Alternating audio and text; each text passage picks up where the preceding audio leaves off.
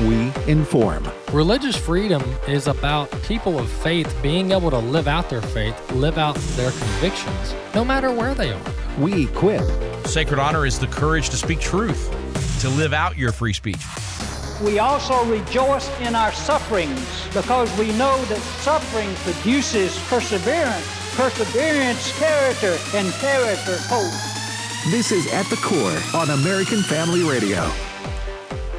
Welcome to The Core here on American Family Radio. I'm Walker Wildmon. Glad to have you with us on today's edition of the show. Back with Chris Woodward, as we have on each Friday's edition of the program. Chris joins us in the last segment from American Family News. And if you're looking for news from a trusted source and a Christian perspective, American Family News is the place to go, afn.net. Chris, welcome back to the program. Thank you. We made it through another week of crazy news. Yeah. It's with the last, pretty much since the Trump era, there's really no slow news cycle. No, there really hasn't been. You go home and sometimes you feel like, we really accomplished something, and then more often than not, you get home and are like, man, I could have done so much more. But yeah. and the thing is, like, it'll be something else tomorrow. So exactly, keep going. Chris, let's talk some economics, and then maybe we'll have time to continue the discussion on the immigration situation and the rioters and the looters. Mm-hmm. But on the economy, we did get some inflation numbers earlier in the week, and some input from Trump on what he thinks about Powell and whether he should lower rates or not. Yes, we did get inflation news in. As you said here, inflation is down. So for a Democrat member of the House or somebody on a television screen to tell you that prices are going up, that's not entirely accurate, as people like the Treasury Secretary would tell you. But I've got some sound here from an organization called Job Creators Network, which is an organization that it advocates for job creators, especially small businesses.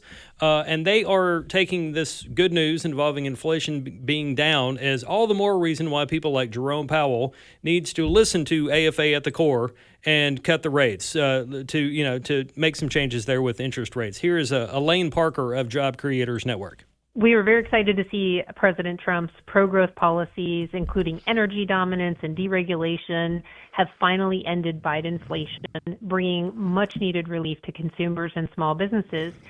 Today's release of the CPI, which rose by 0.1%, tracks with the recent personal consumption index, which was also 0.1%. And that is the gauge that the Federal Reserve uses as far as deciding on interest rate cuts. So we're hopeful that the Fed will start to move towards cutting rates so that small businesses can have better access to capital. Now, some people kind of hear, big deal, small business. I don't own one. Why do I care? The better off small businesses are, the better off you are. The better off Main Street is in your town, the better off your town is, which is why you should care what the government is doing to small businesses. They are the backbone of our economy. They have been, they will continue to be, and the better off they are, the better off you are. Chris, the CPI inflation report, which you're talking about, and then, of course, PPI came out this week as well, but the CPI number being well below 3%, in the 2.4 to 2.5% range, it's a 4-year best. And a 5-year best on PPI, that is, I'm not sure what else Powell is looking for here, unless he's being Mr. Technical and he wants to get to 1.9 because 2 was his goal. Yes. Then he's going to be waiting some time, because I'm not sure you can run a deficit that we run and run below 2% inflation. I'm not sure that's realistic. Yeah. Energy prices, if the price of, let's say, gasoline continues to come down, theoretically, that will help the problem all that much more. It will help the economy all that much more. The bad thing is, I saw an interview with the Energy Secretary yesterday on on Fox News Channel, and Secretary Chris Wright said, things are going well. Trump's brought prices down. I'm not exactly sure how much more down they're going to be because we're getting to a point where it's not necessarily profitable right now for an oil company to continue drilling. So while, yes, you're paying a lot less for gas today than you were this time last year, I don't know that we're going to get down to like, $1.95 or something like that national average. Well, definitely not if Israel bombs Iran. Very true. Very true, because that's only going to make it go all that much more. It's going to go up if that happens. Yeah, because of Iran's oil production. And theoretically, nobody's supposed to be buying Iran's oil, right? Because of sanctions, but they are. It's all the more reason why you should go after your own resources and you don't have to worry about conflicts in other parts of the world. Exactly. That's a good point. Chris, the energy cost coming down has been a large driver of bringing down inflation. I think that there's two areas that are really hurting people when it comes to Powell not lowering rates, and I understand these rates are not exactly correlated, although they do trend together. They do kind of play off one another, and I'm talking about the refinancing rate for America's debt, the government debt, and then the mortgage rates. The mortgage rates really follow the 10-year yield, Treasury yield, but they're about around 7%. The 30-year mortgage is around 7% right now, and Chris, that's a problem, especially when you're talking about home prices still being at historic highs. And they've come down a little bit, but they haven't come down to pre-COVID levels. And I'm not sure we can expect them to. Yeah, sorry, my phone's going off there. Yeah, I mean, is it Trump calling you? And I really liked what you said there. It was a big, beautiful statement. Yeah, don't say you didn't talk to him, because he'll send a screenshot like you did with Gavin Newsom. He sent a screenshot. He's like, "What are you talking about, guy?" Yeah, he said, "I did talk to Gavin Newsom, and here's the evidence." Yeah, I mean, housing prices, it's still a problem, especially for people like our age and younger, millennials, Gen Zers, especially Gen Zers. Trying to get into a house or a dream house. Yeah, if you're buying a home today, you do not have, I'm just throwing a number out, $350,000 available. Even if you're somebody like myself in your 40s, you still probably have some other debt-to-income ratio situations that would prohibit you from being able to make a payment. 7%, it's not the worst thing in the world. We've had worse rates, but we probably have more debt outside of a home than previous generations. Sure. Yeah, and Chris, and this is my same point that I'll make, and I'll be making this point for the next 20 years. But historically speaking, you are correct. 7% interest rates are not doomsday. It's not apocalyptic.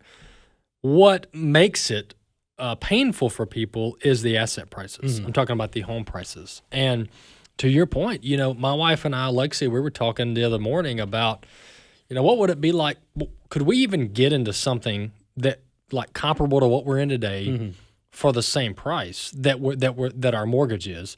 And the answer is no. You just absolutely can't. In order to maintain the mortgage, you would have to downgrade because of how ridiculous the housing market is overpriced. Now, I'm seeing some serious drops in home prices that I think is going to end up leveling things out in the long run, because the demand is just not there for these out of price range houses. And but yeah, to your point, who this really affects is not necessarily the people that are already locked in and who locked in at 2 and 3% interest rates. It affects these young people who are trying to get into their first house. They're the ones that are missing out on the opportunity. But Jerome Powell is being stubborn, and he's giving no indication that they're going to lower rates at any point in the future, Chris. And the government, we're going to have to refinance trillions of dollars in debt this year. And because Powell will not lower interest rates at all, we're going to have to finance hundreds of billions of dollars more in debt than we otherwise would have. Yeah, on top of making, the Senate would tell you that the big, beautiful bill is just loaded with a ton of spending. It's going to increase our national debt. So that would just be debt on top of debt on top of debt that our unborn descendants are going to be forced to pay should the Lord tarry and, they live to see the year 300 or 1,000 or whatever. Yeah, this, Chris, $9.2 trillion is how much the government has to refinance this year. That's a lot of money. $9 trillion. I didn't even realize it was that high. I thought it was a couple trillion.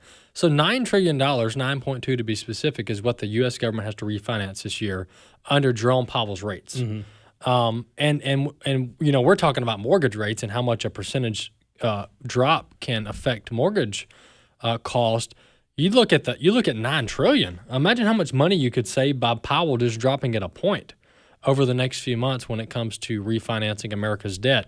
It makes you wonder what interest Powell's looking after, because he can't be looking after the U.S. interest, generally speaking, on the debt. Otherwise, you would lower rates, even as Trump said, temporarily, and refinance. And then if inflation peaks its ugly head again, you can raise rates again, even though I don't think raising rates fixes inflation. I think it's a government spending problem.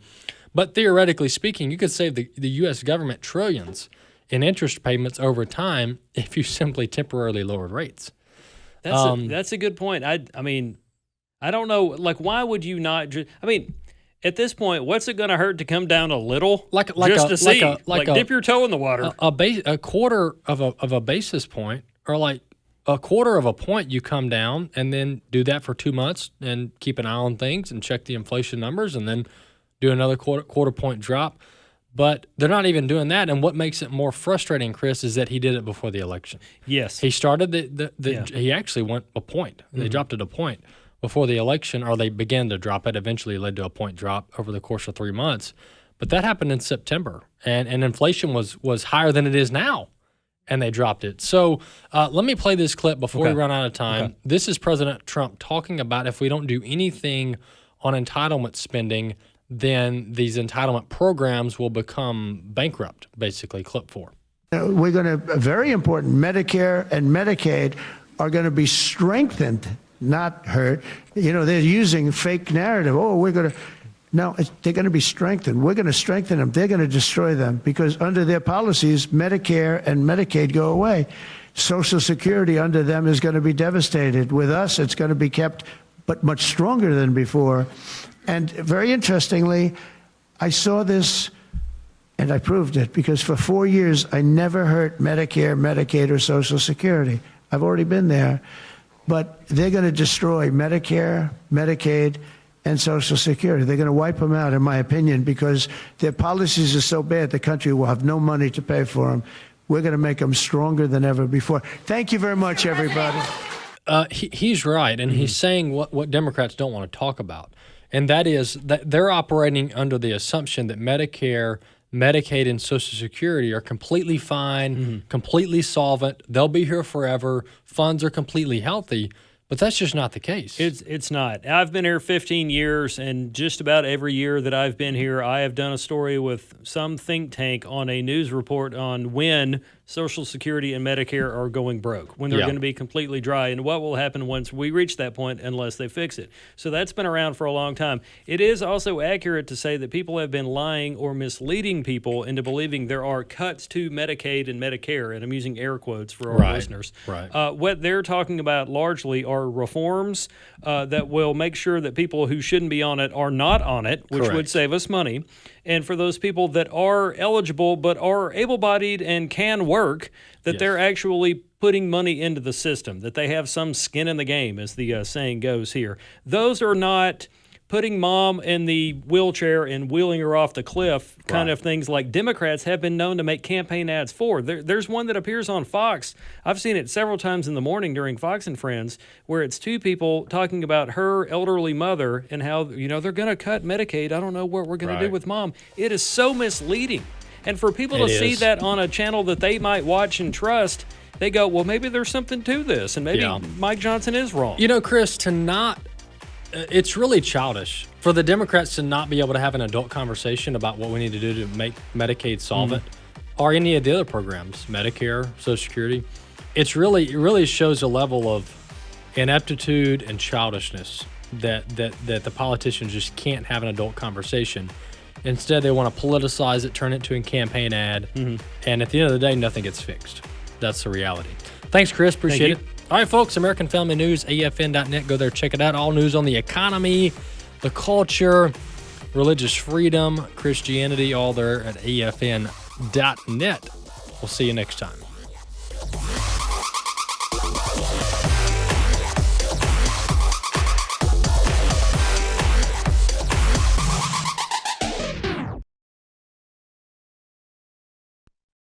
We're going to dig a little deeper into the verse we started with, Matthew 6:24 and a few others. We cannot serve God and money. That generosity is a key piece of this as well, isn't it? I think about what Ron Blue, the author, says often, and that is that giving actually loosens the grip that money can have over our lives. Faith and Finance with Rob West, weekdays at 9 a.m. Central or on the AFR app. Sadly, as believers, we can be pretty self-centered and selfish about our prayers, praying for I, me, mine. The Lord taught us to pray the Lord's Prayer. It says, our Father, not just simply my Father, but our Father. We need to pray much daily for each other and pray with one another as well. That's so very important for each and every one of us. Tune in to the Hour of Intercession, weekdays at 3 a.m. Central on American Family Radio.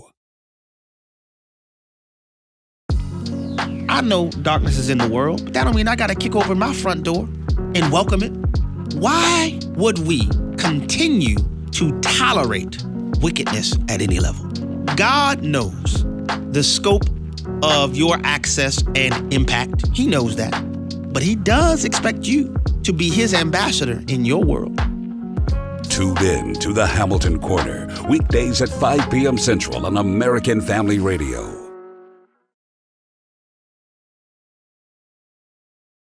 Pray scripture-based prayers, and God will use you to be a greater blessing because you asked him to. Heavenly Father, you are holy. Bring your kingdom here. Give us our daily bread. Forgive us our sins as we forgive those who have wronged us. Deliver us from the evil one in Jesus' name. Amen. Read the article Kingdom Prayers by Joseph Parker on thestand.net. Thestand.net. At the Core podcasts are available at afr.net. Now, back to At the Core on American Family Radio. Welcome back to this edition of The Core. Walker Wildmon here with you on American Family Radio. afr.net is the URL, and please don't forget to subscribe, or to download, rather, the AFR app. And speaking of subscribing, you can subscribe to or like or follow is the new word out there. The podcast, wherever you listen to podcasts, whether on Apple, Android device, Spotify, etc., you can subscribe to or follow the podcast At the Core wherever you listen to podcasts. We'll have it queued up in your library each and every day with the latest episode. Introducing our guest, Jason Sneed is with us. He's Executive Director of the Honest Elections Project Action, to talk about what's been going on in Texas and the legislature. Jason, welcome to the program. Well, thanks for having me. Jason, before we jump into this legislation that was unfortunately blocked in Texas by the Democrats, give us an update on your work, on your organization, and what you guys focus on. Well, we're an organization dedicated to fighting for every American's right to vote in free and fair elections. So we've been fighting in states all over the country to make sure that we have common sense protections like voter ID, bans on foreign influence in our elections, stopping ranked choice voting, and much more. It's been a fantastic year for election integrity in so many states, but unfortunately in one of our most conservative, Texas, we saw a number of really good bills go down in the 11th hour thanks to some of the partisan actions of the Democratic lawmakers there. And that was disappointing, but it was more of an aberration when you actually look at what conservative states were able to get accomplished with the election integrity across the country. Jason, tell us a little more details about this situation in Texas, because obviously Texas is a Republican majority state in both chambers, and obviously Governor Abbott's a Republican. So what kind of tactics did the Democrats deploy here to effectively block this election integrity legislation? Yeah, we saw a lot of good bills get introduced in the Texas Senate and clear that particular chamber, and then go to the House, where it seemed that the Democrats had a little bit more sway. And what we saw with a couple of measures in particular, the attempt by Texans to ban ranked choice voting, and another measure which would have protected the state against foreign money coming in to influence state constitutional amendments, we saw both of those get killed in the dead of night using procedural tactics. They filed what are called points of order and essentially challenged minutia within the description of the bills that lawmakers are given. And the decision was made by the leadership in the chamber to move on. What we often see in the late stages of legislative sessions in any state really is that there's obviously a time crunch and decisions have to be made. But it would really this tactic by the Democrats that killed those bills. And let's be really clear here. We're talking about on the one hand, a bill to prevent foreign nationals from laundering money into campaigns to change constitutional amendments. So we had Democrats kill a bill that essentially is now leaving Texas exposed to foreign influence. And on the other, we saw them kill a bill to ban a convoluted scheme that had been rejected in states across the country called ranked choice voting. So it's pretty astounding. They decided to fight on those bills. Yeah, both of these are very egregious forms of abuse of the process and corruption of America's electoral system as we've known it for nearly 250 years. And that is the foreign influence in elections, and trying to ban that is really a non-controversial thing. And it's rather shocking that there's these loopholes that have existed previously. So we'll talk about that first. And then the ranked choice voting, that's what they do in Alaska and a couple other states. And it's a disaster. It's a disaster. Voters are confused. They don't know what they're voting for. And it's a very convoluted process, ripe for corruption and ripe for misinformation. But on the foreign influence topic, this isn't a theoretical problem or a hypothetical problem. This is actually a problem. And there was some studies done in Florida that showed when it comes to their ballot initiative process this past cycle, there was foreign money funneled into Florida to influence the ballot amendment process. And if it can be done through that process, through that election, then it can be done with elected office as well. Well, yeah, let's level set here a little bit. It has been illegal for decades for foreign nationals to finance the campaigns of candidates who are running for office, right? So it is a longstanding law that you cannot, if you are not an American citizen or a green card holder, you cannot give money to somebody running for office or to the PACs that support those folks.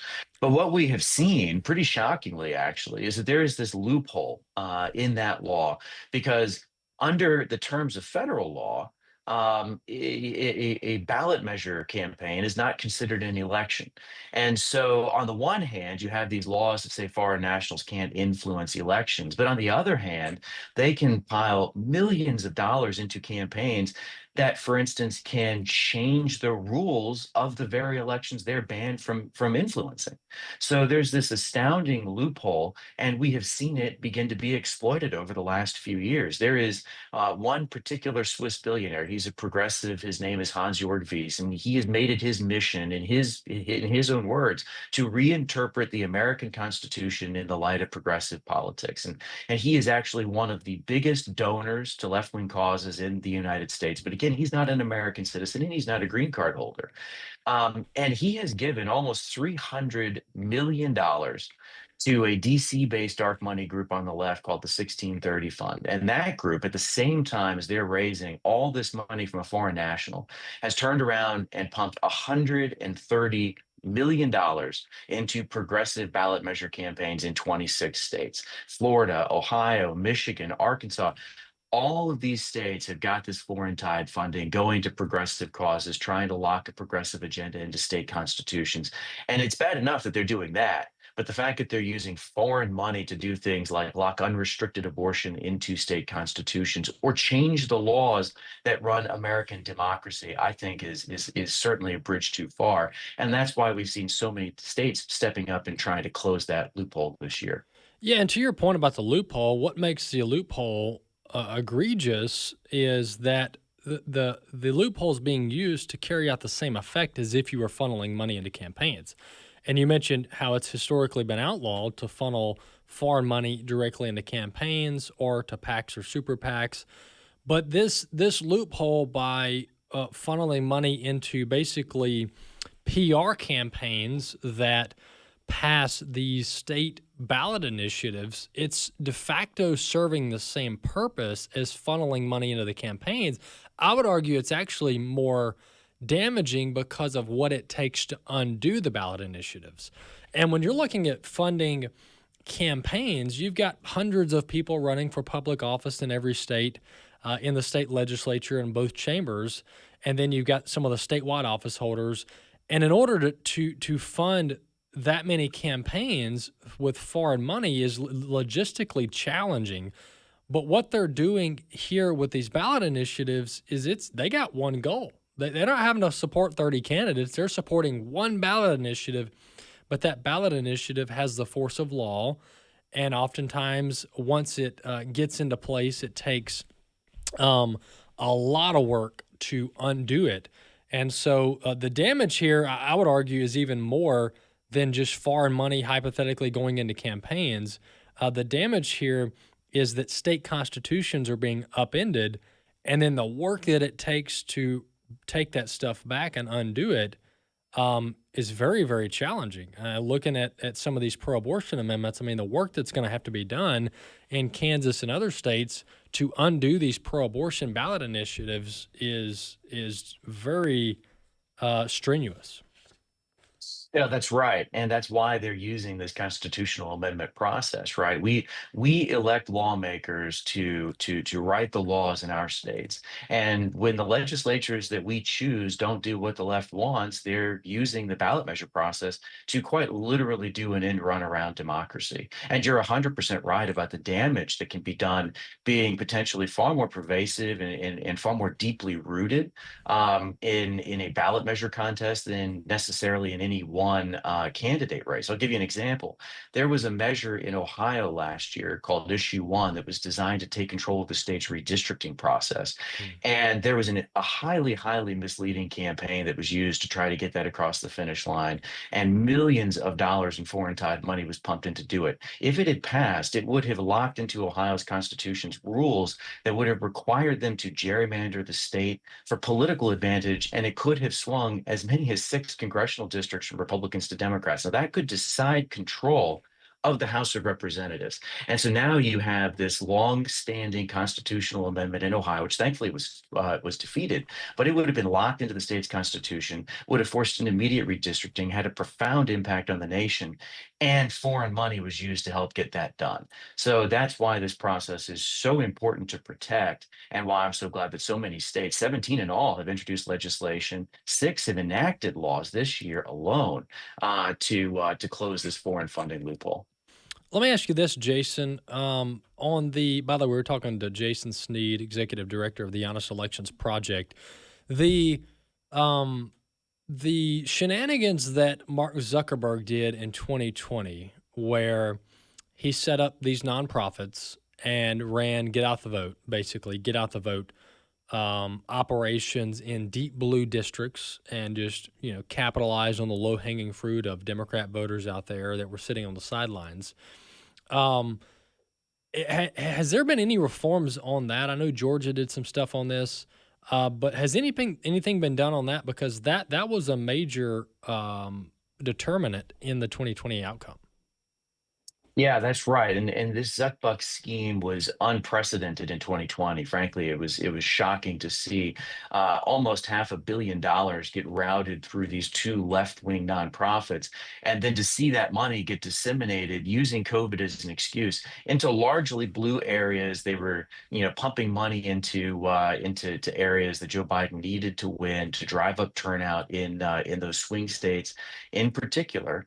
And they used the money and influence to skew election procedures, changed literally the way people voted, and as you point out, potentially impact the 2020 election as well. So thankfully, we've seen actually about 30 states pass laws to make private election financing illegal. I'm a conservative. I'm all for privatization of many things, but I think that when it comes to running elections, that is absolutely something that should only be financed by taxpayers. And we need our election officials to be accountable to the voting public, not to these, left-wing nonprofits routing money in. So that's been a great thing to see. Some of those bans have actually been passed on a bipartisan basis too. I should give credit to some honest brokers on the left who think that tampering with the system like that is wrong, even when it benefits your side.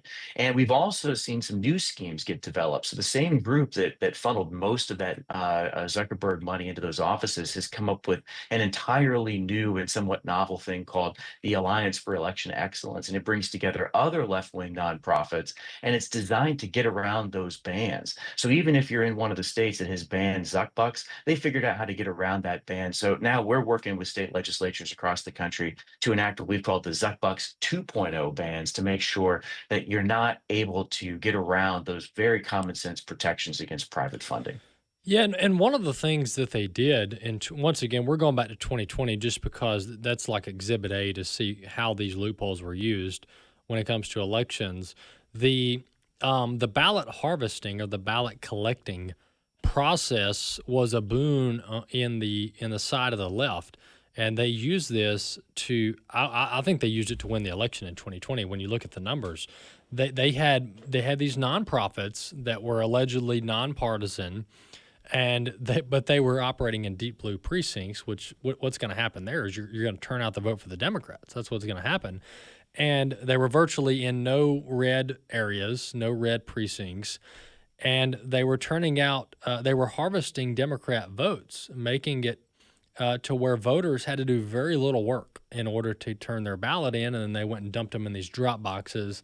And that's where, you get the documentaries, et cetera. And so that's a big deal as well, Jason, because there's many reasons why that's wrong, but one of the main reasons is your chain of custody. I mean, your chain of custody is very problematic when you have private nonprofit groups getting ballots on people's doorsteps, and then who knows what happens between the doorstep and the time it makes it to the election commissioner's office. Well, that's right. And what we've seen time and time again is that, really the left is always trying to change election rules because they understand that if you can manipulate the process, you can manipulate the outcome of elections. And that's why they're always, no matter what the claimed emergency is, they're always pushing the same set of so-called reforms, right? It's always about getting rid of voter ID laws. It's always about pushing all mail elections, legalizing vote harvesting, all of those sorts of basic, left-wing ideas, and they push them no matter what, right? In 2017, let's go back even further than 2020. In 2017, 2018, they were pushing those reforms as a response to the so-called Russian collusion that Donald Trump had used to win the 2016 election. Then in 2020, they're pushing the same set of reforms because of COVID. And then in 2021, it's because of January 6th, right? It's always about changing elections to fit their preferred GOTV methodologies and to play into that network of nonprofits that you mentioned, which I've called the election industrial complex that the left pours hundreds of millions of dollars into. And it's all geared around essentially turning ballots into widgets. And it's not really about what a voter wants. It's about getting ballots into the hands of people and then having a harvester come to their door behind closed doors, influencing how they vote, and then making sure that those ballots are pulled in. That's how they want to win elections. And it's not really about an informed vote or the rights of voters. It's really just all about winning elections. And that's what they mostly care about. Absolutely. Hey, Jason, thanks so much for coming on the program. Thank you very much. All right. Jason Sneed, Executive Director of the Honest Elections Project, and talking about some of the maneuvers that Democrats use in Texas to block legislation on this topic, and what the latest ongoings are around the country on election integrity. All right, folks, we'll be back. One more segment left. Stay tuned.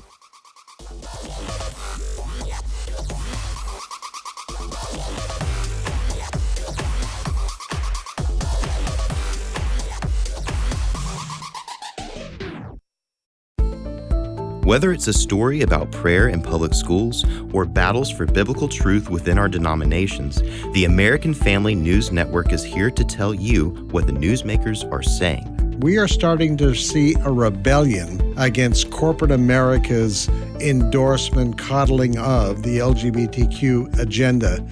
The American Family News Network is comprised of news anchors and editors that team up to bring you news from a Christian perspective. A TRO, for non-legal types out there, is basically just an emergency order that would have allowed Liam to go back to school wearing the t-shirt he wants to wear. And again, that t-shirt says there are two genders. Not only can you listen to reports on the radio, but you can also visit afn.net for coverage of the latest headlines. Florida Governor Ron DeSantis, out on the campaign trail, was ready with an answer on the meaning of the word woke. American Family News, reporters you can trust.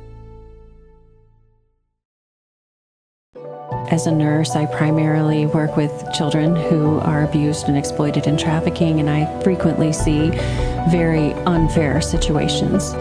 We must talk about the issue of abuse.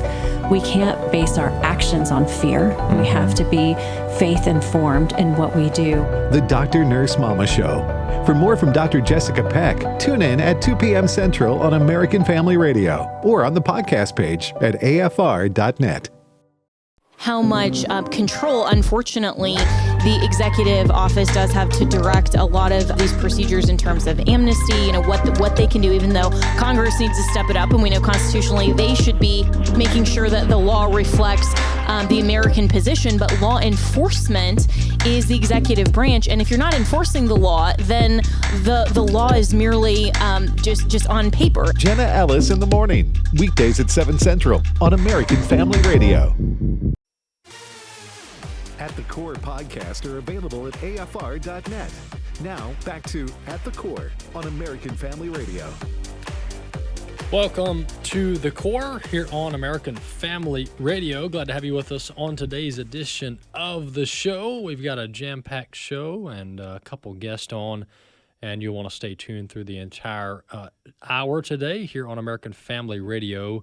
Before we jump into some of the news items that I want to get to and some clips I want to play, let's turn our attention to the scripture. Proverbs chapter 13 is where we have been this week, looking at verse 1. A wise son accepts his father's discipline, but a scoffer does not listen to rebuke. A wise son accepts his father's discipline, but a scoffer does not listen to rebuke. And so honoring thy father and mother, which is one of the 10 Commandments, there's a reason that's in there. There's a reason that God instructs us to do such, because great wisdom can be learned from our mother and our father. And Proverbs chapter 13, verse 1, points exactly to the same principle. Well, the breaking story late this week was on Thursday when California Senator Padilla barged into a press conference that the Department of Homeland Security Secretary Kristi Noem was holding with Border Patrol, with Immigration and Customs Enforcement, with the National Guard, with the FBI in Los Angeles to show support for their efforts, and we'll break all this down for you. But this all broke on Thursday, and the Democrats are in a tizzy. They are in a predicament. And what's going on here, folks, is this is all planned. All right, so let me set this up for you before we think that this is all organic and that the rioters are just upset at President Trump and they're just taking off of work and coming to, let their voice be heard. Folks, this is all pre-planned, okay? This is all orchestrated and it's all pre-planned.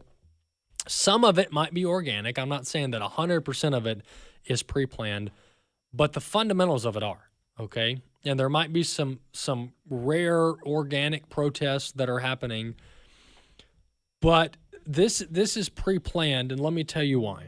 All right. Immigration and Customs Enforcement has been running operations for decades. All right. They've been running these type operations where they apprehend illegal immigrants, they deport them, etc. This is not something new, okay? Obama did this, Bush did this, Biden did this, Trump 1 did this, all right? Clinton did this.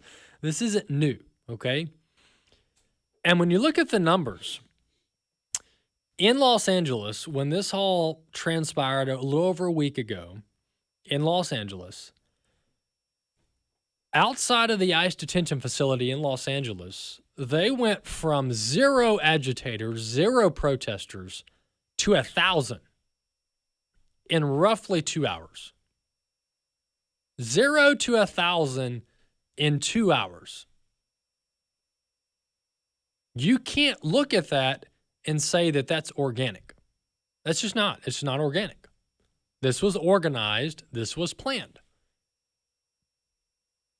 Now, were there leaks where somebody inside the LAPD, somebody inside ICE leaked that these raids were going to happen? Probably so.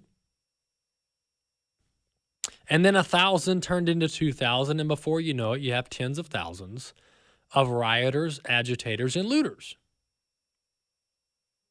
And they just happened to conveniently come across pallets of bricks, pallets of rocks, and also Molotov cocktails that they can light on fire and throw at federal law enforcement officers. All of this is not organic. And the left's plan, I've been hearing rumblings of this, the left's plans have been recently, and this probably goes back months as far as planning goes, the plan has been to do these type riots, have these type confrontations, and then make President Trump look like the strongman, look like the overreacher, look like the dictator that they try to describe him as. All right, so this has all been planned, and how you can know it's been planned is because, remember the Democrat congressmen and women that were trying to trespass in New Jersey, in Newark, at the ICE detention facility there? One of the congressmen actually was charged with a felony count, or multiple felony counts, for trying to barge her way into the ICE facility and assault officers while she's doing it. And she's actually already been charged by the DOJ in the U.S. Attorney's Office. And that was weeks ago. That wasn't like yesterday or last week in L.A. That was in New Jersey weeks ago. And then you've got Maxine Waters trying to show up at the National Guard at the federal facility in Los Angeles. You've got Senator Padilla from California trying to rush Kristi Noem at this press conference. And despite what they say, let me just tell you about this confrontation. The senator was trying to rush the podium. All right, I watched the video. The senator has no identification on, has no security pin, which they're all supposed to wear around Secret Service and the FBI and DHS. No staffer notified the HHS that, hey, the senator's going to be president. He would like to ask a few questions. None of that. He just shows up, gets in front of all the cameras, and gets at the rope line and starts rushing the podium. And then Secret Service intervenes, FBI intervenes, DHS intervenes, and then before you know it, he's drug out because he's resisting law enforcement. And it was all for show. It was all for show. And then, of course, all the cameras are running. Now Chuck Schumer's mad. But here's what I think is going to have to happen here. I think President Trump and his team are going to have to go even harder. And there's multiple reasons. The first reason is because it's the right thing to do. And when I say go harder, I mean more raids, more arrests, more forces, more pressure, more presence, all options on the table. Because President Trump was elected in both 2016 and 2024 on the fundamental promise to crack down on this mass importation of illegal immigrants. And now the latest numbers I'm seeing, I thought it was 10 million that Biden let into our country. The latest number I'm seeing, and this is coming from the government, is 21 million. This is what President Trump, he keeps using 21 million. I didn't realize it was 21 million. I thought it was 10. Now, maybe it was 10 million that they encountered at the border, and then who knows how many gotaways. 20 million over 4 years. That's what they're saying now. These are official government statistics. But let's go through this. I'm going to play this first clip. This is the California senator that tried to rush the podium and crash Secretary Noem's press conference. Of course, not being able to see this video, it's not as good, but it's still the audio of the confrontation. Let's listen.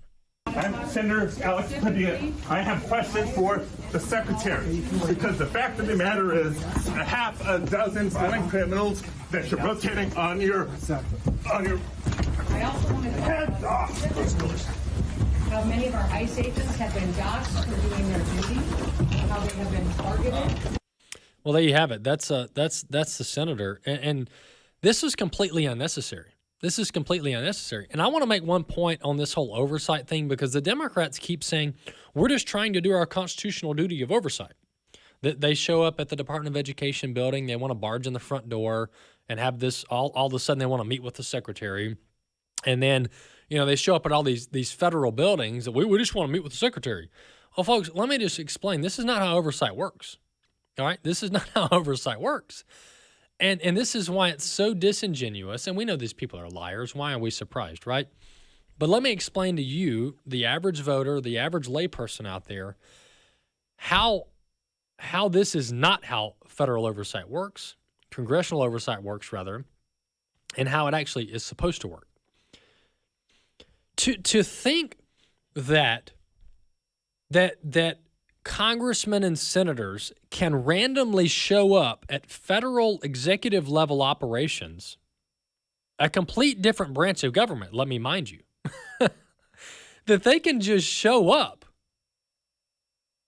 while federal officials, under the orders of the President of the United States, are carrying out their daily functions, to think that you can just show up and interrupt operations and have your quote-unquote checks and balances and your oversight, boy, are you wrong. That's not how this works. Technically, legally, and constitutionally, the secretary could have said that the senator's not even allowed in the building. Because how can you have separation of powers when you've got one branch of government, i.e. Congress, that can willy-nilly show up unannounced to federal buildings and disrupt operations? That's not oversight. I'll tell you how oversight works. And if the senator was genuine about oversight, he would have done this. Congress has the legal authority to initially request testimony of anyone, not even government officials, anyone. Congress can request testimony of anyone, even non-government officials. They can say, I want Walker Wildmon to show up to testify tomorrow at 7 p.m. And if I refuse, they can subpoena me. And if I don't obey the subpoena, well, the U.S. Marshals or the FBI or the U.S. Attorney's Office will contact me, and then eventually I'll be charged and arrested. Ask Steve Bannon. Ask Peter Navarro. That's how oversight works. Congress only controls Congress. Congress doesn't control the executive branch. And they don't have any constitutional legal right to interfere with executive level operations, executive branch operations outside of Congress. And so this notion that lawmakers can just all of a sudden show up at the White House, at the Labor Department, at the FBI building, and you just fill in the blank. This notion that congressmen, that senators can just willy-nilly show up unannounced to executive buildings and just get let in, and they can disrupt operations and they can interfere in the press conference, that is not legal or constitutional under any circumstance. But Democrats don't want you to know the truth, and they don't want you to know how these things operate. This was the U.S. attorney out of this area, I think Central California. The U.S. attorney here talking about how he is going to continue pressing forward in felony charges against anyone who disrupts ICE operations in Los Angeles and the surrounding area. Let's listen to clip 2. On behalf of my office and the Department of Justice, I'm here to show our support and our collaboration with the Department of Homeland Security in their mission to protect the American people and to do immigration enforcement operations, specifically at targeted known criminals, which is the primary focus of most of our missions to date. I want to also thank the National Guard and the military. We had judicial warrants to do what we did on both Friday and Saturday. And the amount of resistance and organized agitators that showed up to try to impede us was overwhelming. And we're really grateful to the President for deploying the Guard, which allowed us to continue our mission undeterred, to enforce the law and to keep our people and our buildings safe. And that's really important. And my office has been aggressive in bringing charges. We charged several people over the weekend who dared to assault our agents. They threw rocks, they threw stones, they were breaking up concrete. It was out of control and it was violent. And some people in the state of California have been conditioned to think that there's no consequences for criminal activity. And you know, that might be true for the state of California, but it's not true with the federal government. And we will bring charges and you will go to federal prison. This is the federal government. This is not the state government. As the President said, if you spit, we hit, and we'll hit you with a felony. Well, there you have it. That's the U.S. attorney from that area in California talking about what's going on in Los Angeles. So back to my point, I think President Trump needs to lean in here. And this is why I'm glad we have Tom Homan as the borders are, because he's not, if you ask Tom Homan, he's not backing down. And so what you're going to have here, because of this anarchy, because of this lawlessness, you're going to have the agitators. This is going to continue. As long as the Democrats condone it and facilitate it, this will continue. So President Trump is going to have to authorize the National Guard in multiple states, possibly active duty military, to surge resources to basically enable ICE to do their jobs. Because right now, ICE is having to not only apprehend illegal immigrants, but having to fend off agitators. And you can't do both, not safely. And so if I'm President Trump, I lean in here. This is a overwhelmingly popular move. This is what people voted for President Trump for. So I don't think he needs to back down. I don't think he needs to pull out of California. I don't think he needs to go soft. I think he needs to lean in. I would ramp up operations and use overwhelming federal force to show these Democrat lunatics who's in charge.